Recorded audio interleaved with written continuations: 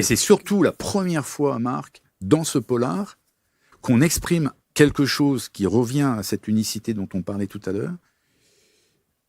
Et c'est factuel et véridique. L'ADN n'est plus une preuve absolue. Ouais, c'est ça. Mais on en est au tout début. Et dans ce polar, j'explique pourquoi. Comment est-ce que l'ADN, en fait, il y a des criminels qui peuvent être indétectables. Parce qu'on n'arrive jamais à choper leur réel ADN. Et nous serions porteurs de plusieurs ADN.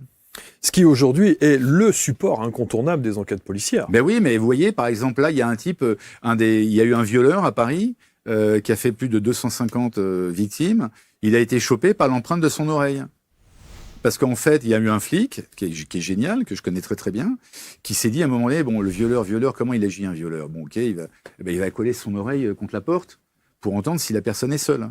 Donc ils ont fait une empreinte de l'oreille, parce que notre oreille est unique, notre sourire est unique, notre trace sur les doigts est unique, notre ADN est unique. Mais on a plein de choses qui sont uniques. Mais en fait, ça ne l'est pas donc. C'est-à-dire que vous, comme moi, comme les gens qui nous écoutent, on peut être porteur de plusieurs ADN. Et c'est ça que j'ai voulu montrer dans ce polar.